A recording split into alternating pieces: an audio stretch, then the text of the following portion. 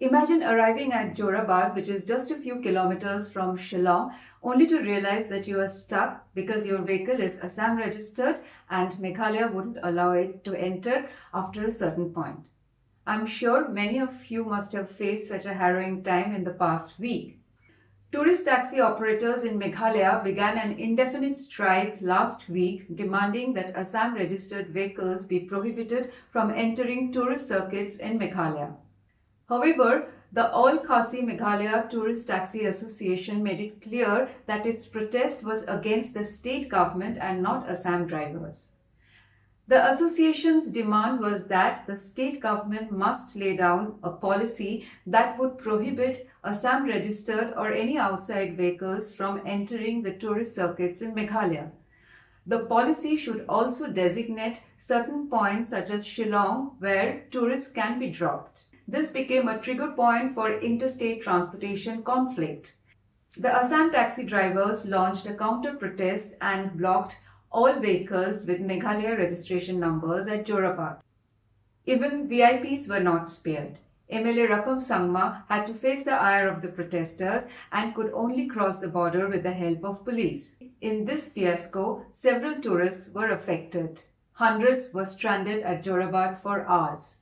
As the situation worsened, tour operators of Meghalaya approached the taxi operators and asked them to call off the strike, which they did finally.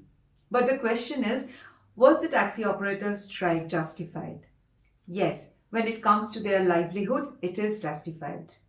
Most of the tourists who come to Shillong come via Guwahati Airport or Guwahati Railway Station, and it makes sense for them to hire Assam vehicles and retain the vehicles through their stay in Shillong.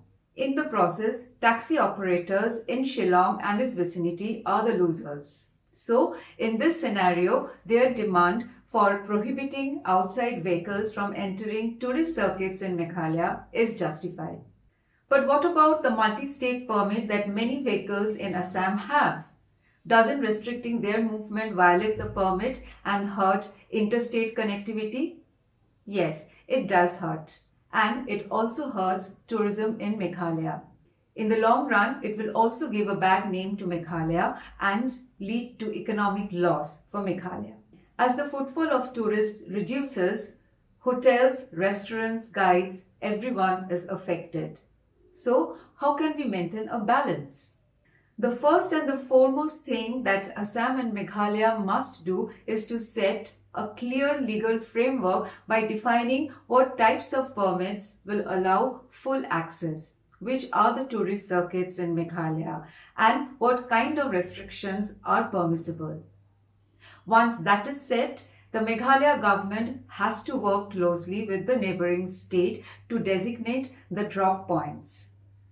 In doing all this, the state government has to keep in mind that the tourists do not suffer. Neither the tourists should incur extra cost, nor they should be harassed. So the state government has to fix rates for local taxi drivers so that it does not leave any room for them to arm twist travelers. These steps must be taken fast because the wait has been too long. The Meghalaya government must prioritize this issue and solve it as soon as possible. Once that is done, the state government must set up a monitoring body to check all ill practices. There must be both Assam and Meghalaya helplines for tourists to register their grievances, and these grievances must be addressed in a time-bound manner. Without accountability, transparency, and alacrity, the entire network of transportation between the two states is impossible to manage. And if not managed properly, there will be tourist dissatisfaction and, in the long run, loss for Meghalaya. The taxi protest between Assam and Meghalaya is not just a local quarrel over routes. It opens up a pertinent question of how to balance economic justice for local workers with the need for integrated connectivity in the region. Talking about connectivity, the Meghalaya government should also take steps to regularize flights at the Shillong airport. This will help in diverting a major footfall of tourists to the state directly. That the state government did not solve this issue for so long only shows its short-sightedness. To solve this issue, what we require is cooperation and coordination and not confrontation.